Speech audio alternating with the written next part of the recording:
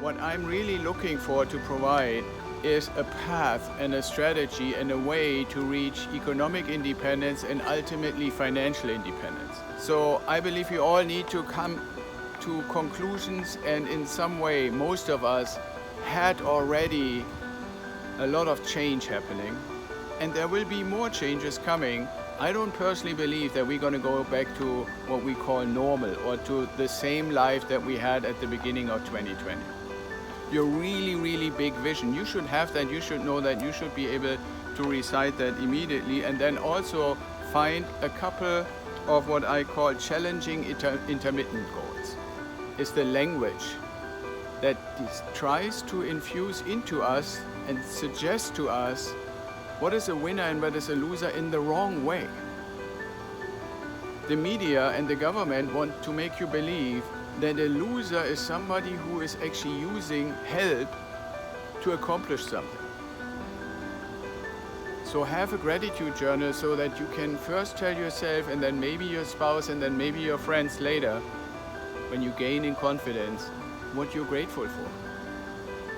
I can guarantee you it will change your attitude. Because when you realize that there's so much stuff to be grateful for, you will appear in a more positive way in the world. And the funny thing is, a lot of stuff that you were struggling with is suddenly going to come your way and getting better and easier than you ever thought. If you really want to improve yourself, you want to go through positive change, one surefire way to do that is to surround yourself with people who have either partially or completely already achieved what you're looking for.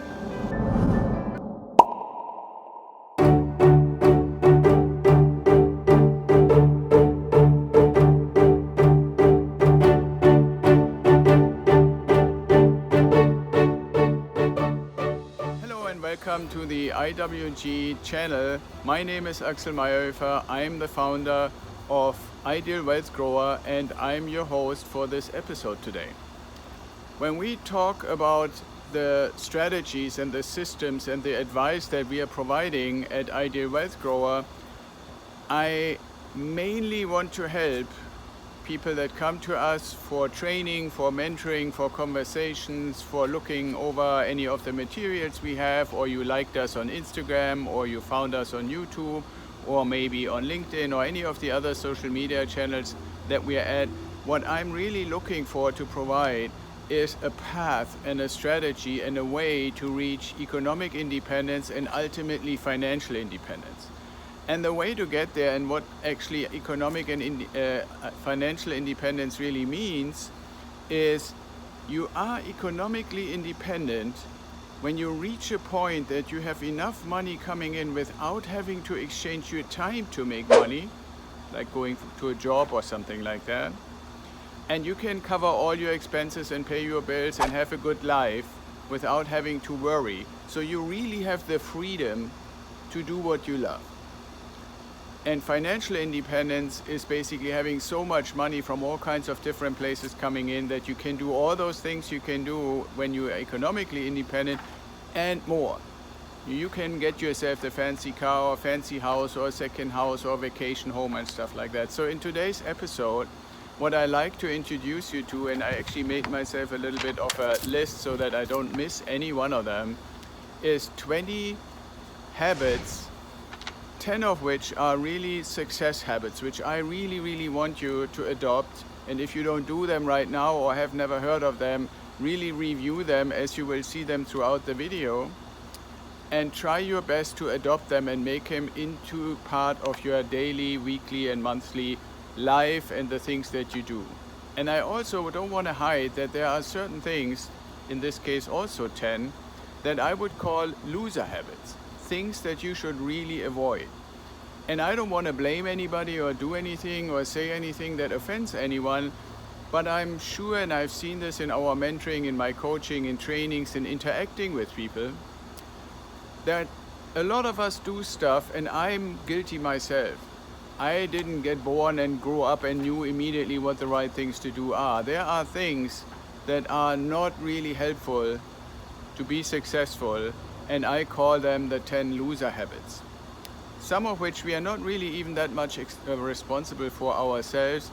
They have come to us because other people from the outside basically brought them to us, and we, without asking a whole lot of questions, accepted them. So throughout the video, we're going to look at 10 success habits and 10 loser habits and contrast them with each other. So if you're interested in this kind of content, I really like to encourage you to like our video here, share the video with other people, especially if you are interested to help other people in your network, in your tribe, on your social media, your friends, your family members, your co-workers, whoever it may be. If you want to help them also to become successful, and we are all living in these kind of crazy times of crisis and pandemic and so forth. So I believe you all need to come to conclusions, and in some way, most of us had already a lot of change happening, and there will be more changes coming. I don't personally believe that we're going to go back to what we call normal, or to the same life that we had at the beginning of 2020.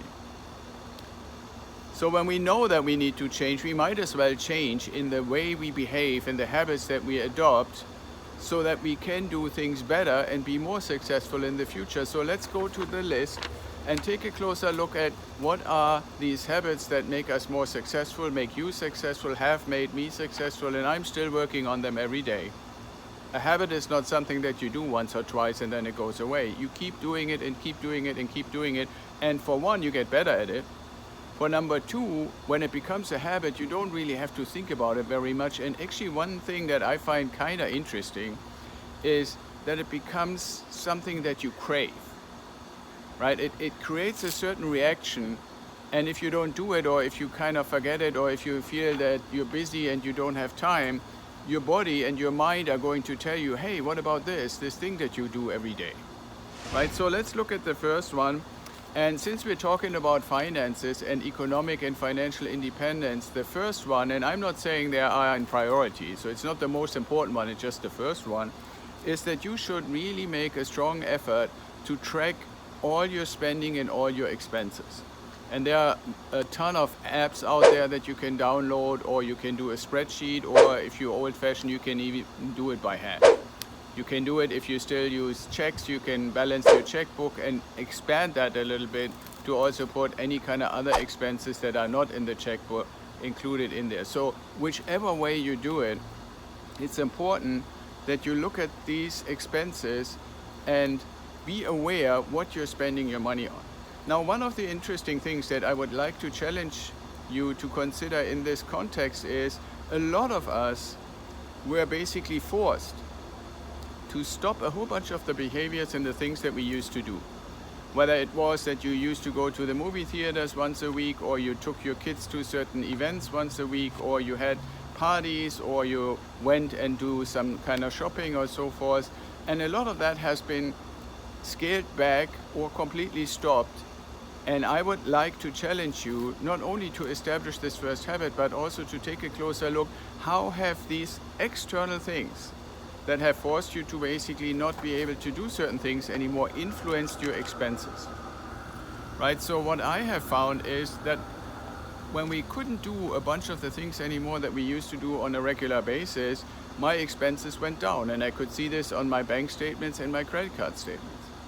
Now that also then means we want to take a closer look at, are the things that we used to spend our money on really things that we want to continue spending money on, or have we, even though we didn't plan for it, through this whole crisis been basically forced to change our habits, and by being very conscious on what we spend our money on, don't go back.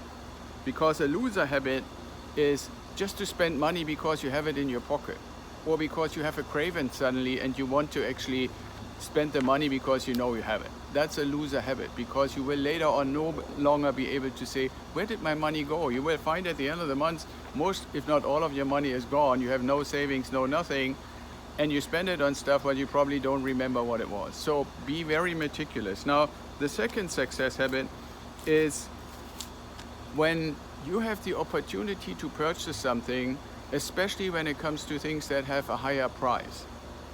Right, so I'm a big fan to say, why would you buy a new car, as an example, when you know the moment you drive that car off the dealership lot, it loses a substantial amount of money. So I'm a big fan to say, how can I find a vehicle that is equally useful and fulfills my desires, but somebody else has already paid for that. So a great opportunity that comes out of the COVID crisis is, for example, the bankruptcy of Hertz. They have something like hundreds of thousands of cars, and as part of their bankruptcy, they have to basically get rid of a whole lot to make some money back. While those cars probably go 30, 40, 50, 60% below the price, and they only have cars that are anywhere between 3 months and 18 months old. I bought myself a BMW convertible that I always wanted. It's only 18 months old, and I got it for half of what it costs new. So that's for a success habit. Now the other thing is, the habit itself says evaluate the facts and negotiate the best deal. So just because I said, okay, I get a relatively new used vehicle, doesn't mean that I immediately accepted the price. So you want to find it and then negotiate to your advantage. Not in a mean way or anything like that, but you want to be aware what is the true value, what is the situation. Hertz, for example, is in no position to have a whole lot of power to get a best possible price. So because they need to get rid of the cars, you can probably negotiate a better price. So on the loser side is when you go out and you have a desire, like for example, you say, oh, I really have a craving, I really feel hungry, I need to get a meal, and you look around or you put your navigation system to find a restaurant, and you find a restaurant, you walk in and you find out the dishes in that restaurant are all 30, 40 bucks a dish. So you go with your spouse, you have a beverage and a dish, 2 people, 100 bucks. Now, there are occasions where that might make sense, but if you are in that sense frivolous, not paying attention to where you go, what you do just to fulfill that craving of being hungry, and you spend 100 bucks, and they might even these days have a COVID surcharge or something like that, that's not a smart way to spend your money, that's a loser habit. So let's look at number 3, that says have a strong BHAG, and that's an abbreviation that I really like. It comes from Jim Collins, and it stands for Big, Hairy, Audacious Goal. Your really big vision, you should have that, you should know that, you should be able to recite that immediately, and then also find a couple of what I call challenging intermittent goals, right? So if I say my BHAG on the financial side is to get to $15,000 passive income per month, well, that will still be a little bit of time until I get there, until all my properties are paid. But on the way there, I know I want to purchase a property per year.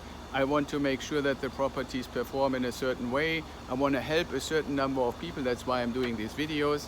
By the way, don't forget to subscribe and like and ring the little bell so that you get notified when we have more of these videos. Yep, so, right, so my big goal, big BHAG, big, hairy, audacious goal is this financial thing. And there are other things, you know, I might want to retire in a particularly pretty location with a lot of culture and those kind of things. So that's all part of my BHAG. And then there are intermittent goals, things and steps that I need to actually accomplish on the path so that I have a chance to actually reach the BHAG. Now, if you look at the loser behavior, the loser habit is just living into the day, being happy that you have some sort of an occupation, some sort of a job, and being told by the people that you work for what you do, when you come there, when you can leave, what you're supposed to do in every hour, and how much money you're going to make. And that's it. You have very little influence, you're just living in the day, hoping that life is going to get better. That's a loser habit. The winner habit is be very clear what your big vision, your big BHAG goal is. And then identify the intermittent goals, and then break those down in smaller steps and take one after the next after the next. Not just because it's a winning habit, but also because it's really fulfilling to be able to say, I can put a check mark on this one and I know exactly what the next one is. So make sure that you have clear goals and don't just live into the day. So number 4 is only shop or consume after you wrote a list of the stuff that you want to actually buy. Now this is more for daily life. Like you might recognize the first 3 winning habits, they were more for like the big picture, like life goals, life habits, getting the right stuff on the bigger scale. But in your daily life, on the more day-to-day scale, The list of what you want to actually purchase is really important, because if you look at marketing, and I'm sure you all have seen this, and if you have kids, you have seen this from your kids, or you may remember when you were kids. Those who actually sell stuff in the department store, in the Ralphs or the Albertsons or any one of the supermarkets, or pretty much in any store you go to, they have way more stuff than you need at any given time. And what they're trying to do is to expose you to as many things as possible for you to see, in hopes that through the visual representation, through the pricing, to big pictures about what here's on sale, 50% off, 60% off, this kind of stuff, that they can entice you to purchase stuff that you didn't really intend to buy. But if you use the winning habit of making a list and sticking to it, then all that stuff is just white noise. Now, number one, you will be much faster with your shopping. And number two, you will be much more focused on really only getting the stuff that you need. And number three, and a lot of people forget that one, is when you make the list, you actually have to think about, what do I really need? And I have caught myself, or in my family with my wife, we have situations where we initially start talking about what should we have, and we throw a few things out that may or may not go on the list. And then on second thought, we come to the conclusion, you know what? We don't really need that. Or we still have some of that in the freezer. Maybe next time. So the list is also typically shorter than it could have been had we just frivolously gone out. So the other side, the loser habit, is when you think the fridge looks empty or the cupboard looks empty, you just get in your car, drive to the supermarket, walk in, and let their marketing, their psychology, their influencing strategies get to you, and you end up with a full cart. How often have you asked yourself, holy moly, how did this happen? I went in here, wanted 3 things, and my whole cart is full. That's a loser habit. The winner habit is have a list, check it twice, go and get the stuff on the list. That's what you really want to do. So number 5 is look at efficient solutions to problems and not for expensive tools. So I give you an example for that one.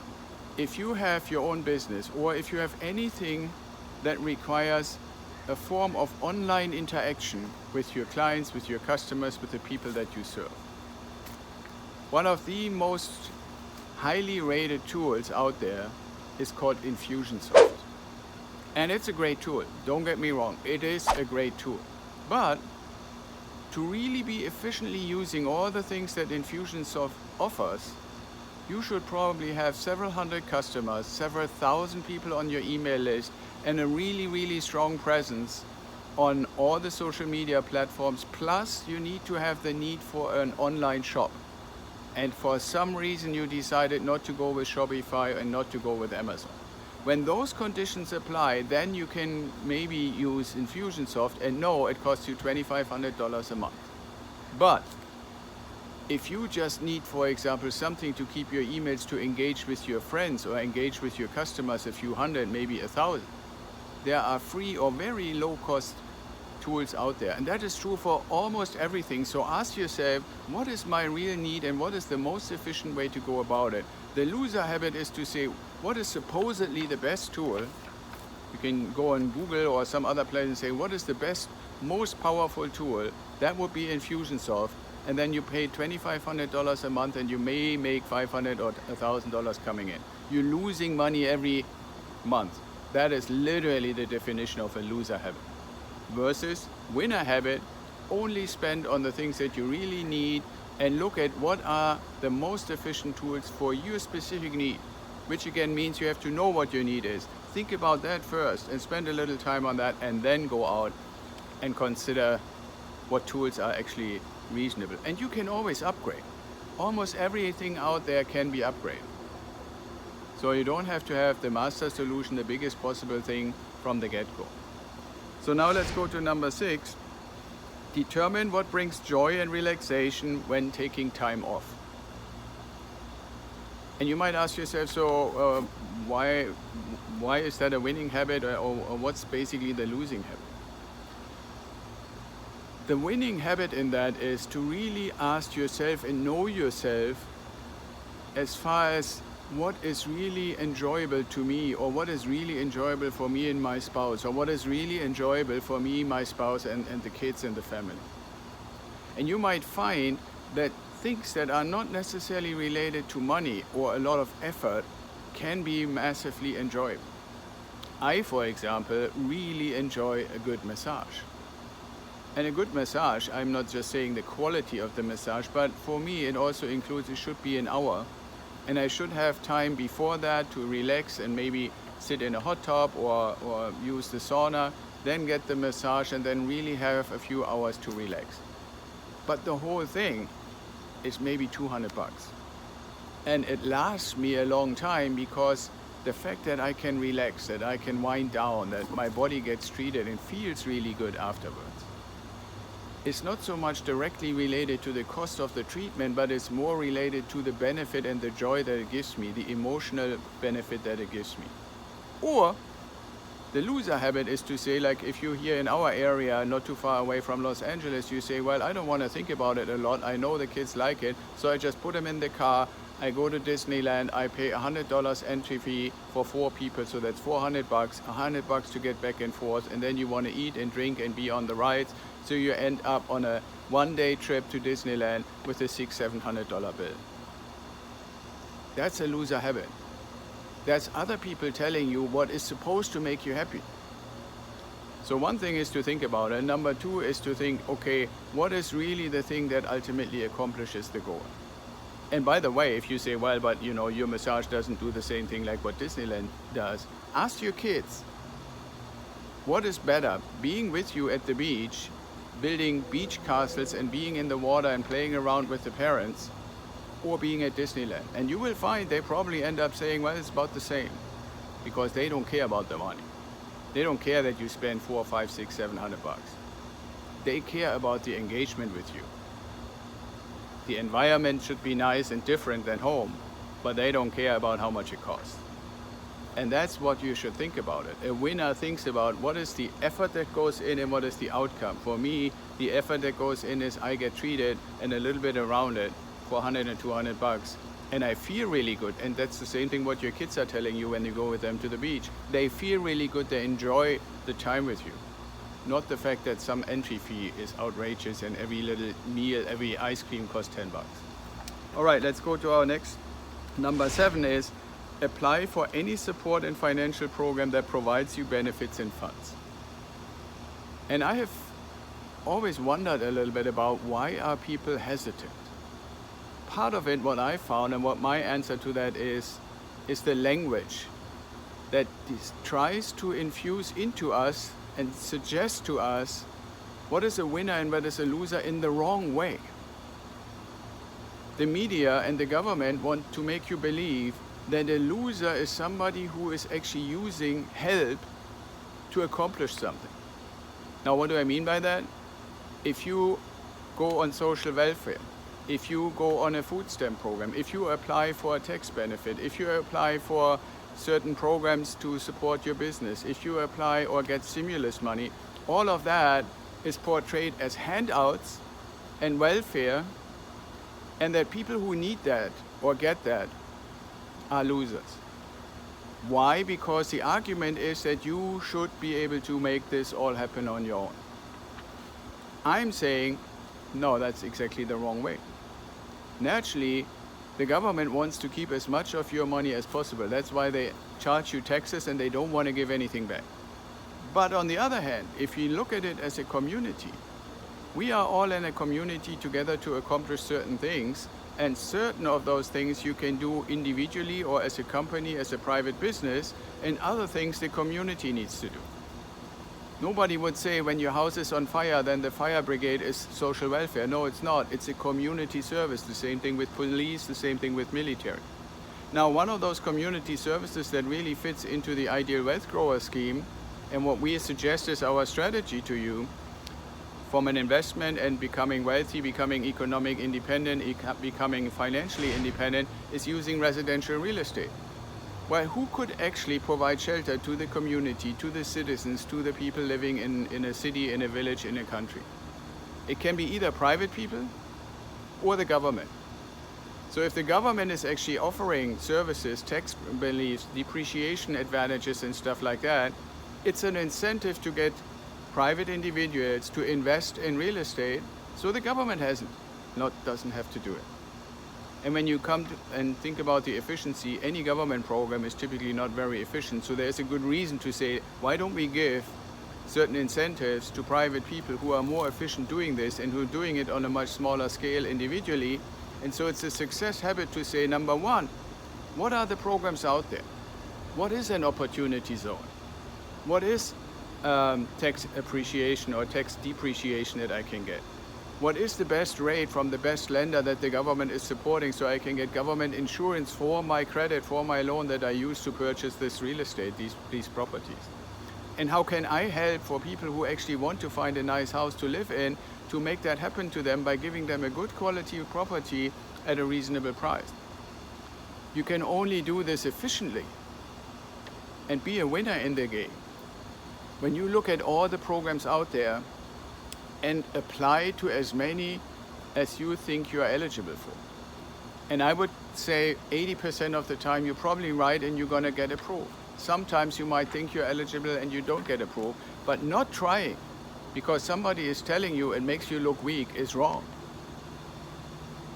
So that's an important one to really consider. Now, number 8 is identify and purchase high-performing quality real estate that meets the 1% performance rule. And how do you do that? You can do this by actually being aware what your expenses are, being aware of how much you save, and being aware of where this is actually possible. Whenever I talk about real estate, especially to people here in our area where I live, in the San Diego area or in California, or for that matter anywhere like on the East Coast in like Boston or New York or Washington DC or stuff like that, people tell me, well, that's all good and well, but real estate is so expensive, how am I supposed to afford it? Especially when I'm already having a mortgage for the own place that I'm living in to invest and buy anything else. Well, here's a little secret. There's plenty of places around the country that have a good, stable economy, hardworking people who want to raise their families in good properties at an affordable price. So the trick is to find these. That's what I mean by high-performing 1% rule properties. That's what you want to look for. So that's what it means by identifying high-performing properties. And the only way you can do this by avoiding the loser habit in buying all kinds of stuff. Now, I want to challenge you if you ask yourself, so how does that look like in reality? If you go through your neighborhood, if you live in some sort of a residential area, especially when it's mainly single-family homes, go around the neighborhood on the weekend when people have their garages open and look at the ones that have all kinds of stuff. They have jet skis and motorcycles and all kinds of things that have some sort of a motor on it, and the whole garage is full through the hill, so that's why they can't put their cars in. They are maximum consumers, but they're at the same time, and you would never get them to admit that, they are losers when it comes to economic and financial independence. They're consuming all the time and robbing themselves of the opportunity to ever have the chance to stop exchanging time for money and be free to do what they really want. They're consuming so much in stuff that loses value all the time. It's not just a car. What do you think you get for a jet ski that's 2 years old? Or for a boat, or for a motorcycle, or for some sort of like CD player or DVD player or a new TV set or the latest smartphone that you need to buy or a laptop or stuff like that. A year or two later, you don't even get half of it for what you pay.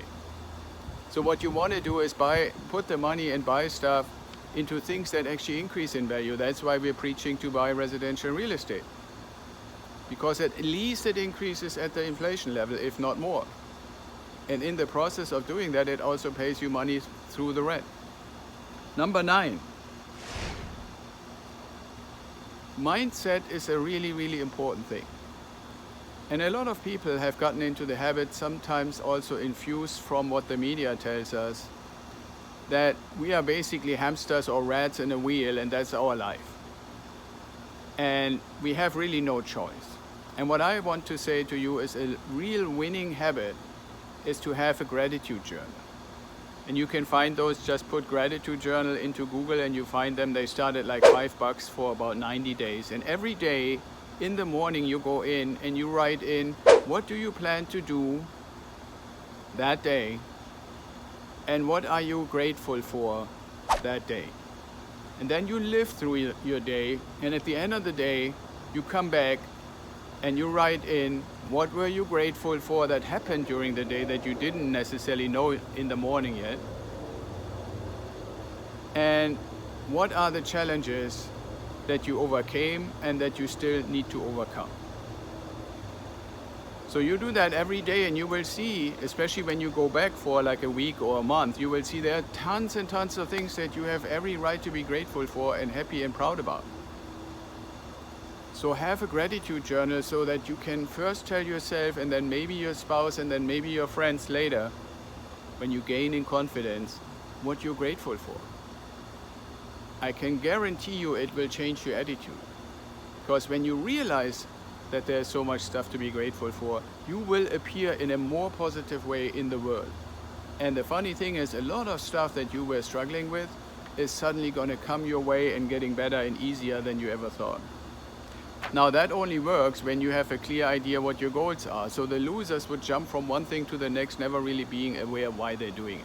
The gratitude journal tells you, number one, what do you want to do, what are you grateful for, and what did you do to get closer to achieve the next goal that you're working on. So have a gratitude journal. And number 10 is, I want to let you know, and this is part of why we're here at Ideal Wealth Growers and why I again would like to encourage you to like this video, share this video, subscribe to our channel, ring the notification bell, and that is, don't be afraid to ask for help. And the help that I recommend is coaching and mentoring, right? Get a coach, get a mentor, or somebody like me who does both.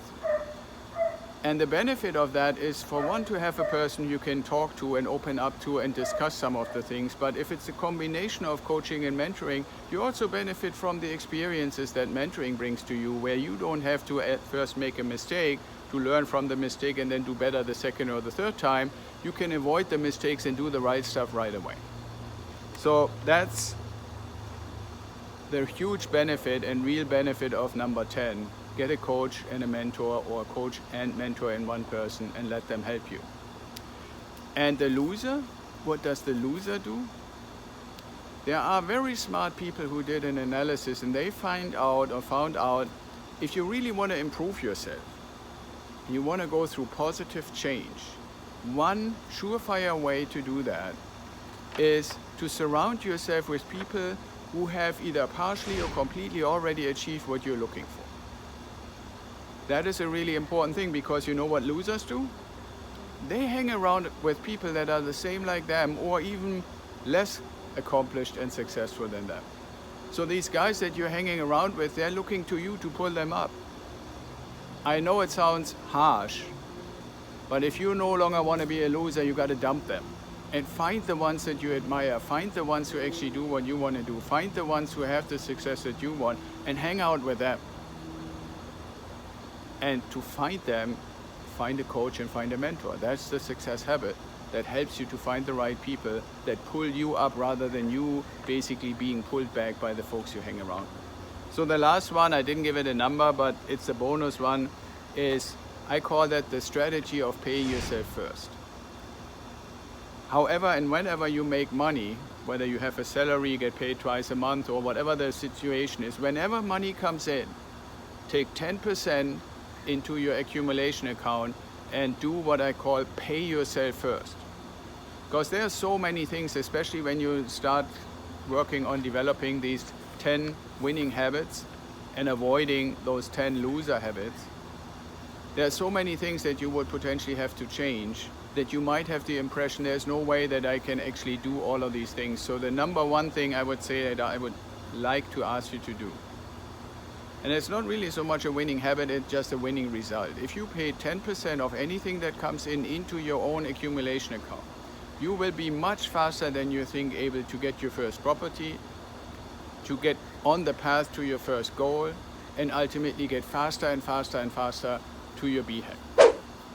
And then when you reach your BHAG or one of the sub goals, you will on the path get to economic independence and ultimately to financial independence. And while all the people that you have seen left and right on the path, while you're doing that, applying these winning habits, not getting anywhere, you will have the joy of doing with your life what you're passionate about as soon as you get away from exchanging time for money and really be free in every which way and totally fulfilled when you get financial independence.